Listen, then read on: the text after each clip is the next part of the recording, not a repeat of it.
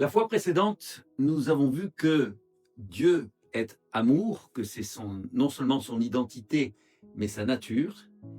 Et nous avons vu aussi que on peut mettre l'amour en équation. Il existe une équation de l'amour. Amour égale miséricorde plus justice. Je vous invite à vous reporter aux enregistrements précédents pour revoir cela, car nous allons faire quelque chose aujourd'hui de nouveau. Nous allons continuer par un autre thème. Dieu a assumé. Mais qu'est-ce que tu entends par Dieu a assumé? Eh bien, en fait, à cause du péché originel et de nos propres péchés, une réparation s'avérait nécessaire. Mais comme cela nous était humainement impossible, c'est Dieu lui-même qui l'a assumé pour nous.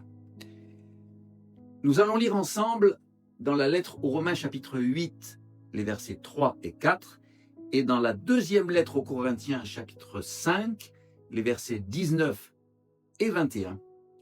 Écoutez. Dieu a accompli ce qui était impossible pour la loi de Moïse parce que la faiblesse humaine la rendait impuissante. Pour enlever le péché, il l'a condamné dans la nature humaine en envoyant son propre Fils vivre dans une condition semblable à celle de l'homme pécheur. Dieu a accompli cela pour que les exigences de la loi soient réalisées en nous qui vivons non plus selon notre propre nature, mais selon l'Esprit Saint. Car Dieu était en Christ, réconciliant le monde avec lui-même, sans tenir compte aux hommes de leurs fautes. Celui qui n'a pas connu le péché, il l'a fait devenir péché pour nous, afin que nous devenions en lui justice de Dieu. Et je vais vous lire maintenant les mêmes passages de la deuxième lettre aux Corinthiens, chapitre 5, versets 19 et 21, dans une autre version, la version Parole vivante, vous allez voir qui est beaucoup plus explicite. Je cite, « En effet, en Jésus-Christ, c'était Dieu en personne qui réconciliait le monde avec lui-même en ne tenant plus compte du péché des hommes. Celui qui était innocent de tout péché, Dieu l'a chargé pour nous de tous les péchés du monde, et il est devenu comme une incarnation du péché, pour que dans sa communion, nous puissions être agréés tout en étant revêtus de la justice de Dieu. » Fin de citation. Autrement dit, comme nous en étions incapables, c'est Dieu lui-même qui, par pure miséricorde, a assumé les exigences de sa justice à notre place. Et pourquoi a-t-il fait un acte aussi incroyable? Eh bien, on l'imagine rarement, mais c'est parce que Dieu a de l'affection pour nous. Et vous allez être surpris, parce que c'est précisément ce que dit la parole de Dieu. Je vais vous lire un passage que vous connaissez bien. Vous connaissez tous le verset de Jean 3,16. Nous allons lire Jean chapitre 3, du verset 16 jusqu'au verset 18 dans la version Semeur.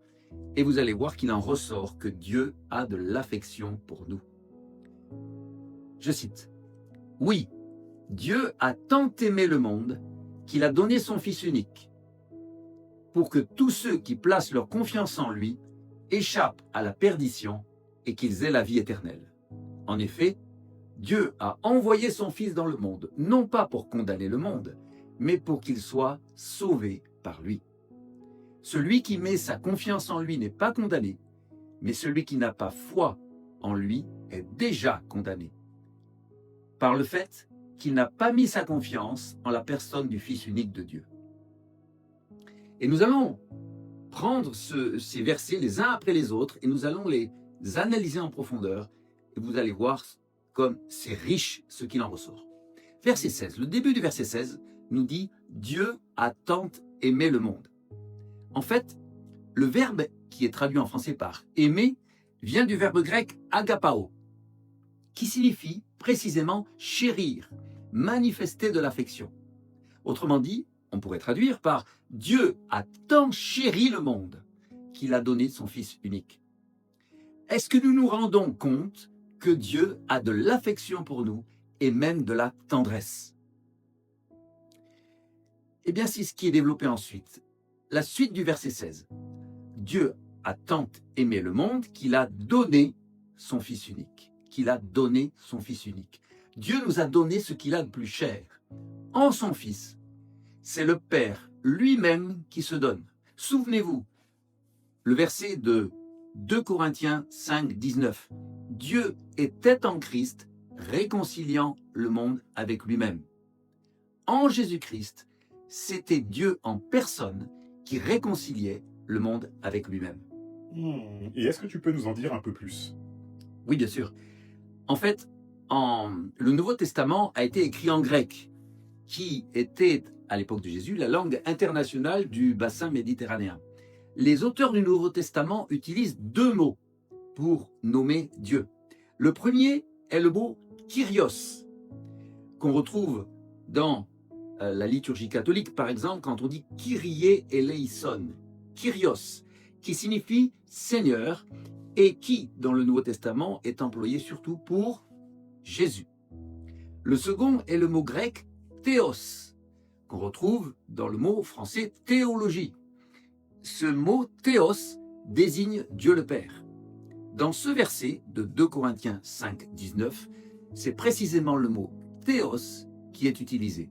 À tel point qu'on pourrait traduire le verset de 2 Corinthiens 5, 19 par « Le Père était en Christ, réconciliant le monde avec lui-même ». En Jésus-Christ, c'était le Père en personne qui réconciliait le monde avec lui-même. C'est pourquoi on peut comprendre qu'à travers le Fils, c'était le Père lui-même qui assumait.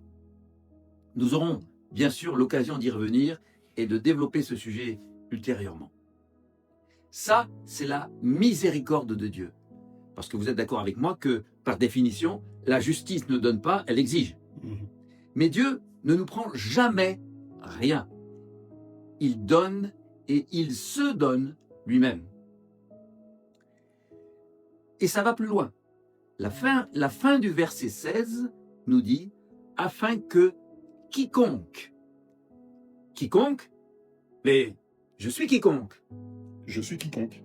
Et voilà, nous sommes quiconque. L'amour de Dieu n'est pas sélectif. Dieu nous aime tous d'un amour inconditionnel, tout comme un feu qui diffuse sa chaleur et sa lumière de manière inconditionnelle. Plus vous vous en approchez, plus vous bénéficiez de sa lumière et de sa chaleur.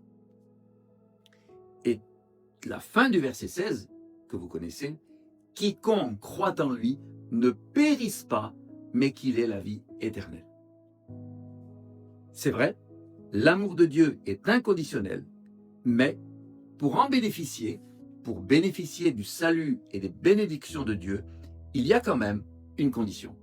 Vous me direz, c'est contradictoire. Et c'est quelle condition juste? Eh bien, tout simplement la foi. Pour bénéficier de la lumière et de la chaleur de l'amour de Dieu, il faut s'en approcher par la foi. Et le premier fruit de la foi, dans l'Ancien Testament comme dans le Nouveau Testament, est une soumission libre et totale à la parole et à la voix de Dieu. Par exemple, dans Deutéronome chapitre 28, les 2 premiers versets, si, vous voyez, il y a une condition, si tu obéis bien à la voix de l'Éternel ton Dieu, voici toutes les bénédictions qui viendront sur toi et qui t'atteindront. Dans l'évangile de Jean chapitre 15, les versets 7, 10 et 14, je vous les lis les uns après les autres. Si vous demeurez en moi et que mes paroles demeurent en vous, demandez ce que vous voudrez et vous l'obtiendrez. Si vous obéissez à mes commandements, vous demeurerez dans mon amour, tout comme moi-même j'ai obéi aux commandements de mon Père et je demeure dans son amour. Vous êtes mes amis si vous faites ce que je vous commande. En fait, obéir à Dieu, c'est tout simplement se laisser bénir et devenir un canal de sa bénédiction. Obéir à Dieu, c'est tout bénef. Le verset 17. Nous sommes toujours dans Jean chapitre 3. Maintenant donc le verset 17. Dieu, en effet, n'a pas envoyé son Fils dans le monde pour qu'il juge le monde, mais pour que le monde soit sauvé par lui. En fait, Dieu ne cherche pas des raisons pour nous condamner. Souvenez-vous bien de cela. Dieu ne cherche pas des raisons pour vous condamner. Dieu cherche des raisons pour vous sauver. La meilleure preuve, vous la trouverez dans Ézéchiel chapitre 18, les versets 23 et 32. Je cite, « Pensez-vous que je prenne le moindre plaisir à voir mourir le méchant ? Demande le Seigneur l'Éternel. Mon désir n'est-il pas plutôt qu'il abandonne sa mauvaise conduite et qu'il vive ? Vraiment, moi, je ne prends aucun plaisir à voir mourir qui que ce soit. Le Seigneur l'Éternel le déclare, convertissez-vous et vivez. » On peut difficilement être plus clair. C'était dans Ézéchiel au chapitre 18. Maintenant, passons dans le Nouveau Testament, dans la lettre de Jacques, chapitre 2, verset 13, un verset que vous connaissez par cœur, j'en suis sûr, la miséricorde triomphe du jugement. Et dans la première lettre à Timothée, chapitre 2, verset 4, Dieu veut que tous les hommes soient sauvés et parviennent à la connaissance de la vérité. Ce qui est extraordinaire, c'est que le verbe sauver traduit ici le verbe grec sozo. Et ce verbe sozo signifie à la fois sauver, guérir et délivrer. Vous voulez connaître la volonté de Dieu ? Ah ben oui, bien sûr. Alors, la voici. Dieu veut que tous les hommes soient sauvés, guéris et délivrés et qu'ils parviennent à la connaissance de la vérité. Dieu veut que tu sois sauvé, guéri, délivré et que tu parviennes à la connaissance de la vérité. Suite avec le verset 18. La première partie du verset. Celui qui met sa confiance en lui n'est pas condamné.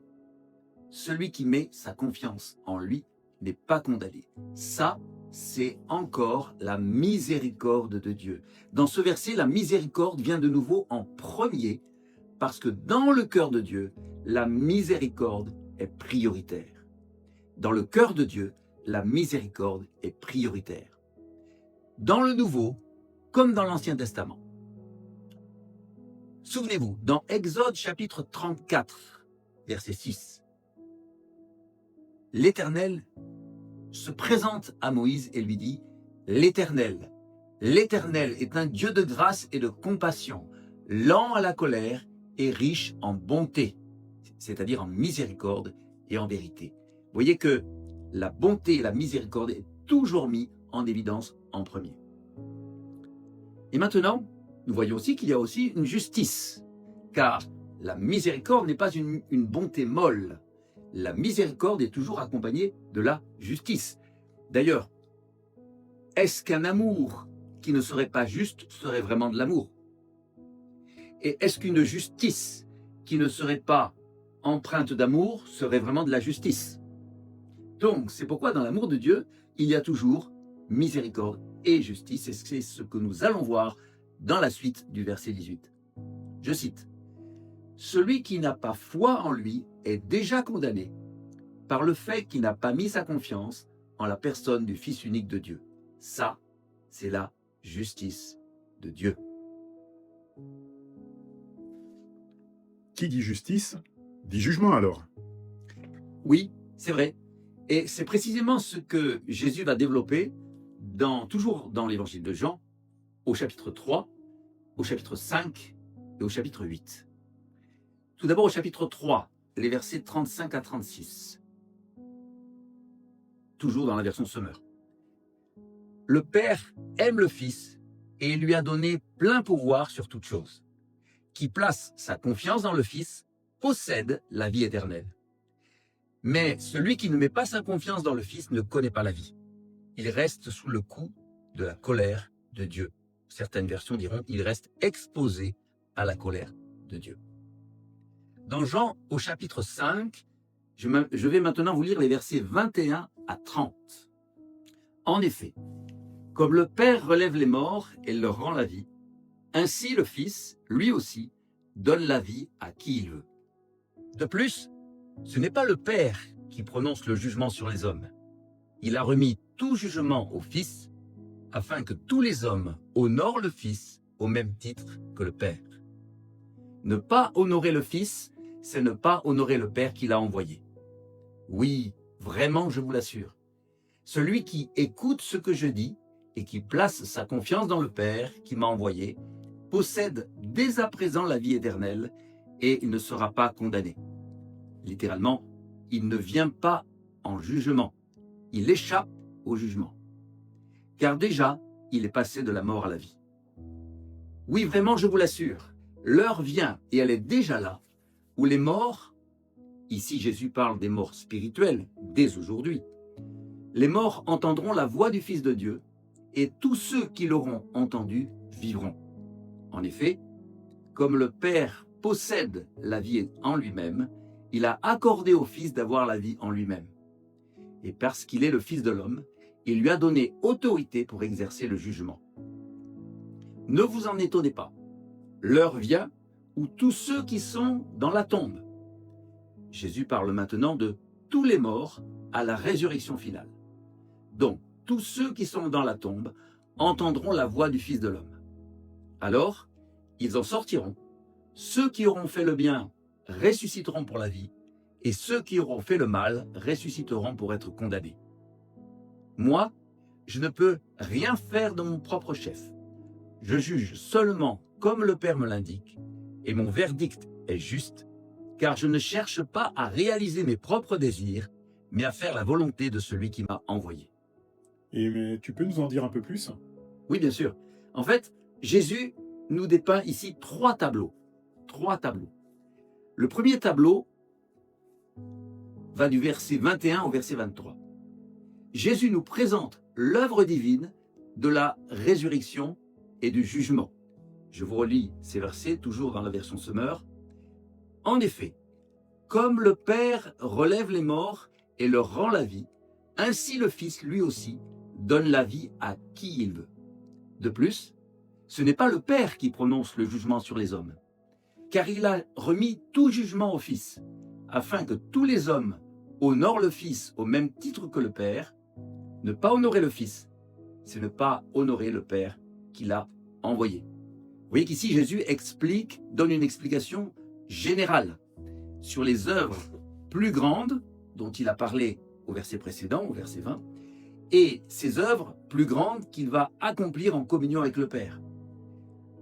Comme le Père, il fait vivre qui il veut, nous dit le texte.